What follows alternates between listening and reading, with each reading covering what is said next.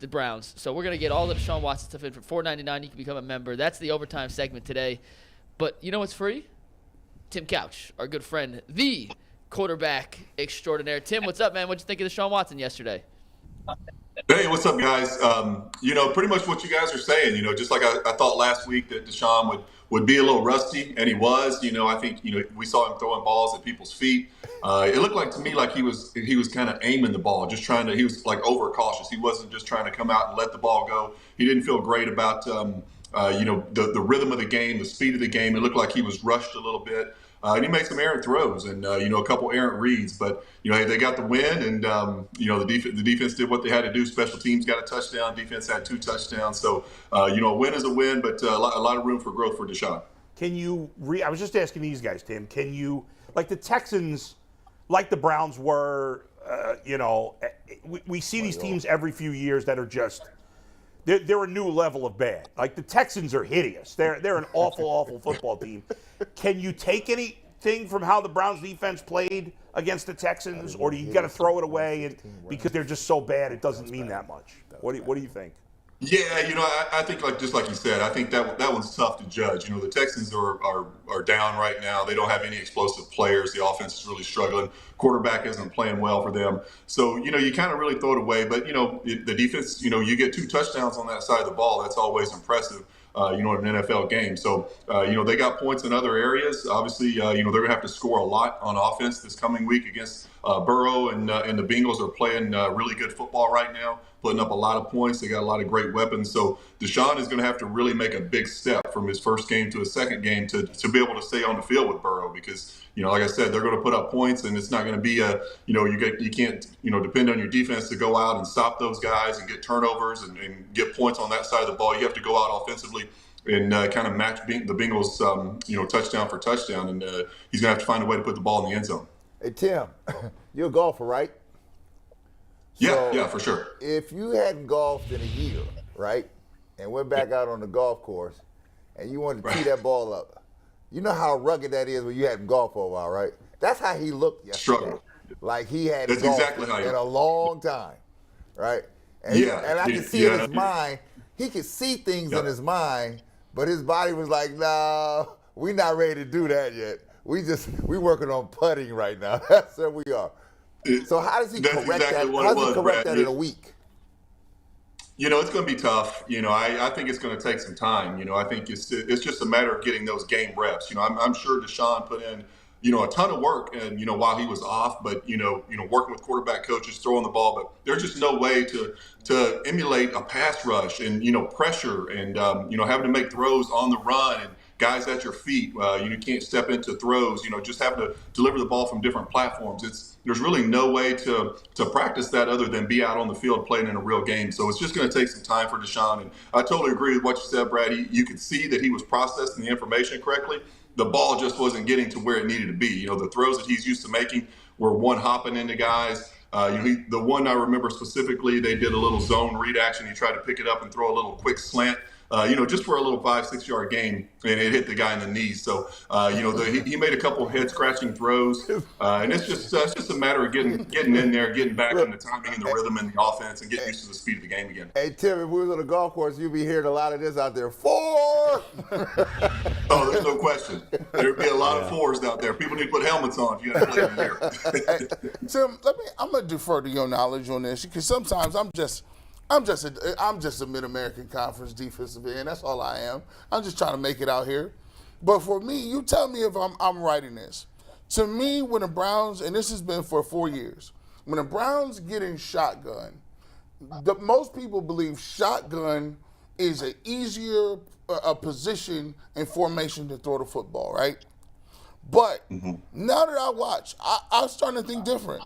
I'm starting to think that play action and under center throws are easier because there's a threat of the run.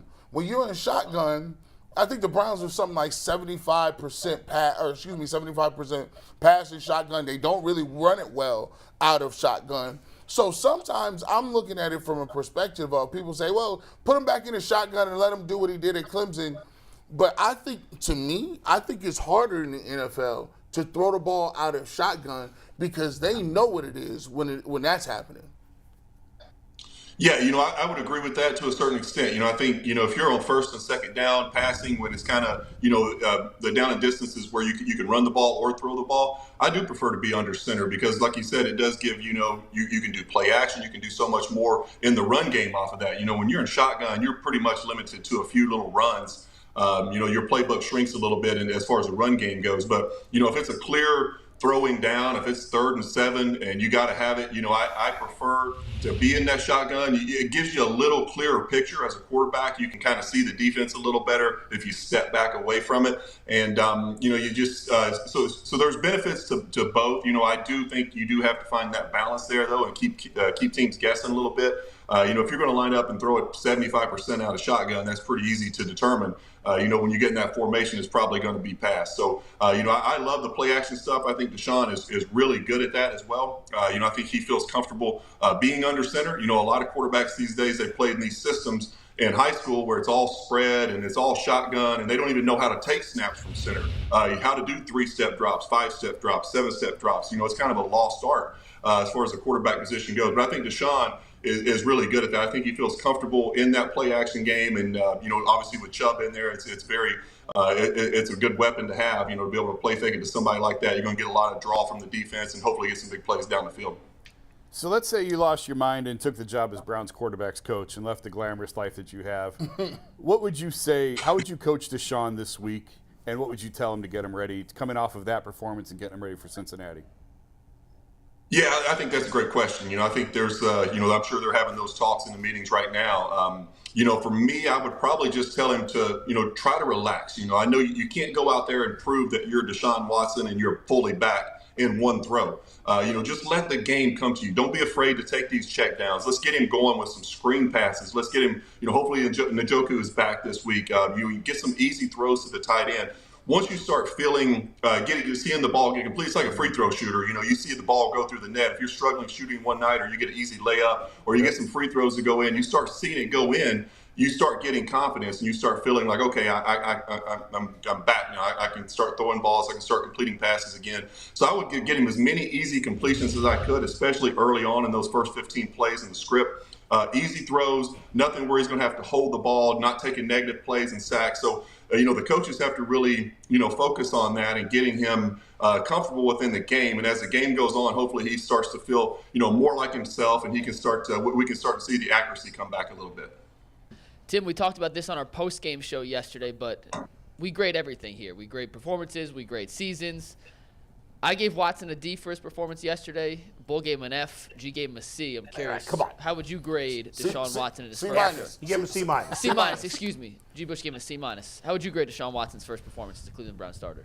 Yeah, I'm probably more in that C minus area, I think. I thought he was seeing the field well. I think he was going to the right spot with the ball. It just wasn't getting there. And, I really wasn't too surprised about this. I said, last week, a guy who's hasn't played in 2 years and you're trying to step back out on the NFL field and play.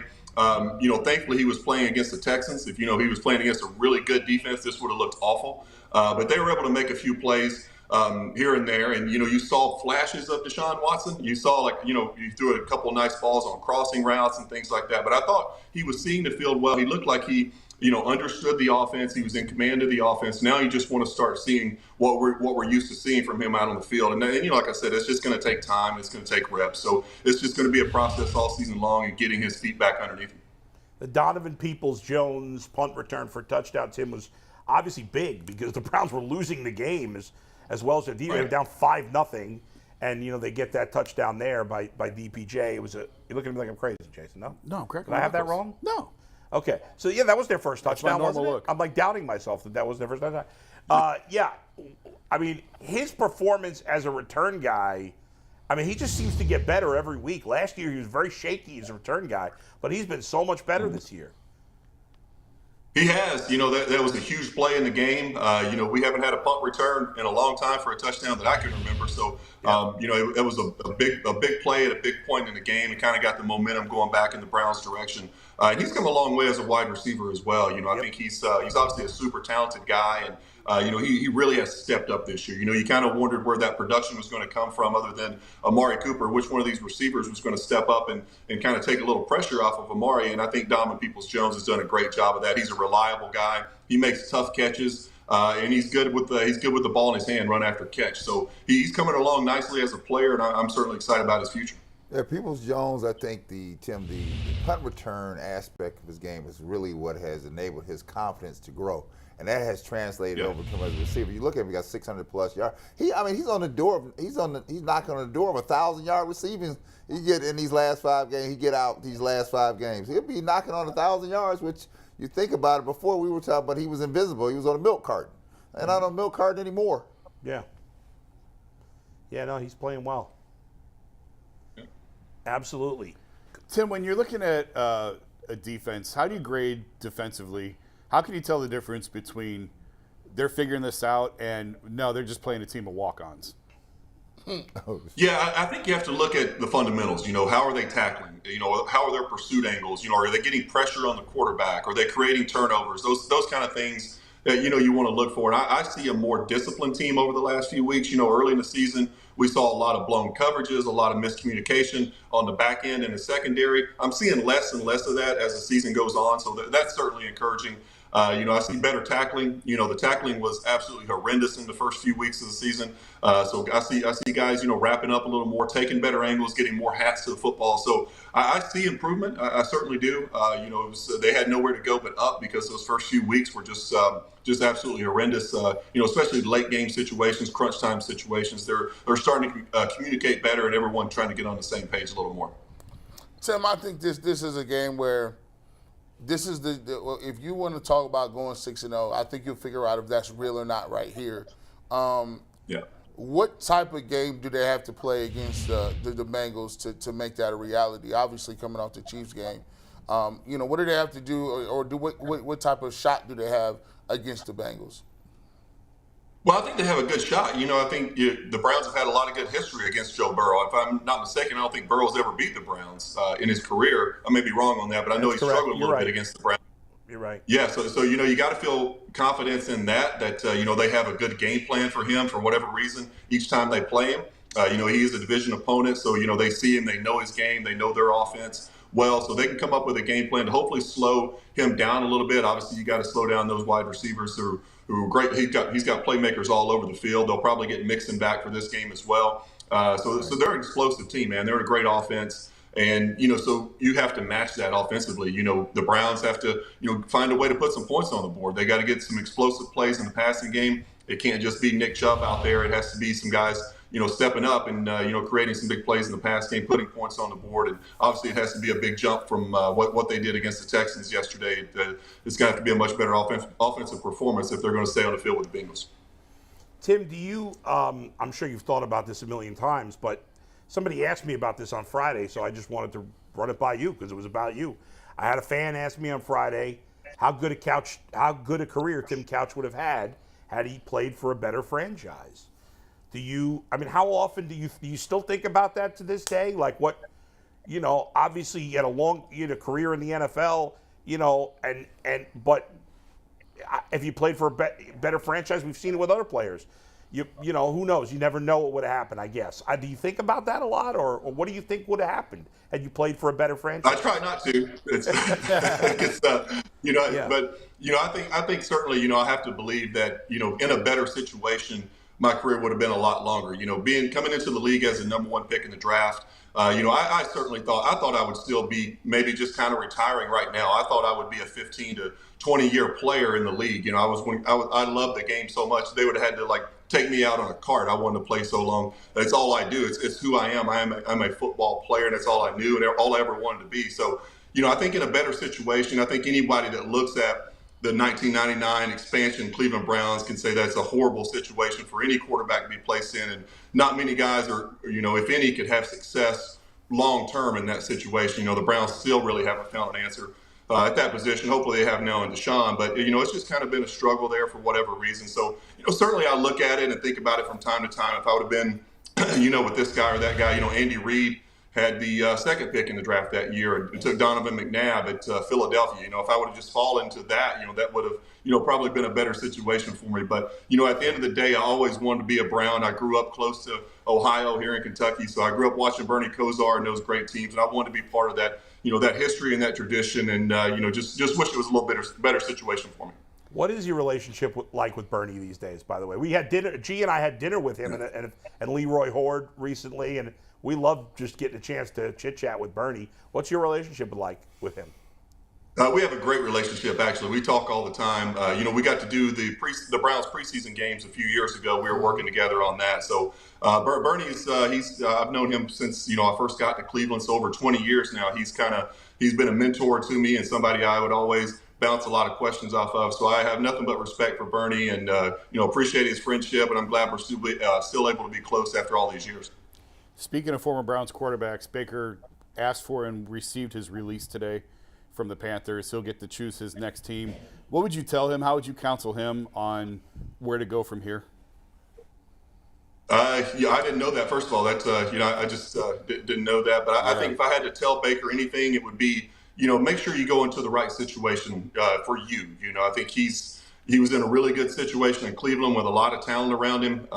He just unfortunately had a lot of injuries there in his last year, but he had that team going in the right direction from when he got there. When he took over, it was a team that hadn't won a game or maybe won one game in the previous couple years, and he got them to the playoffs. So he did some impressive things in Cleveland, but it was just so up and down and so inconsistent. I would tell him just to go to a place where you're going to be surrounded by as much talent as possible, because I think Baker can still play at this level. I think he's a good quarterback, but he has to be in the right situation. He has to have a lot of weapons around him, as most quarterbacks do. I think he has to have the right system, those kind of things. So certainly be selective about where you go, and try not to lose confidence. I know it's tough. I went around to a couple teams as well. When you're the number one pick in the draft like Baker was as well, and you get cut from your team that drafted you, it's a pretty humbling thing, and then you go to a situation like Carolina where everyone knew that wasn't going to be a good fit for him. You kind of have to swallow a little pride and check your ego a little bit and kind of take a step back and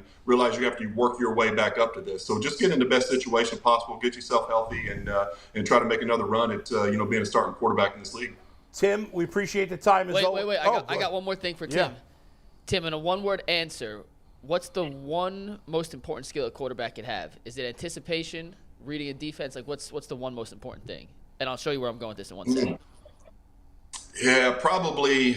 I can't put it into one word, but just processing. It's processing information. How quickly can you process information? Okay, well, I'm going to translate that to being a producer here. You've been on the show every week since we started. This is the crispest your shot has ever looked, which means you definitely got the iPhone 14 Max Pro for Christmas last week. Are you using a different device? It isn't the iPhone 14 Max Pro. If so, I'm leaving. I need a raise, Steve. It is the 14 Max Pro. I was using my computer. For whatever reason, my computer wouldn't work today, so I had to throw my phone on there. Yeah. So, well, how can it be for Christmas? Christmas hasn't happened yet. Well, it came early, but that new camera on the 14 Max Pro is apparently better than like our cameras in studio. Look how crisp Tim is. It is pretty crisp. It's unbelievably crisp. We need to set these cell phones up. Can we get a cell phone tower in here? Let's go. I've been trying to get one. They're on back order till February. Well, our now, internet sucks in here too. Thanks, Tim. Thanks, Tim. all right, thanks, guys. See you next week.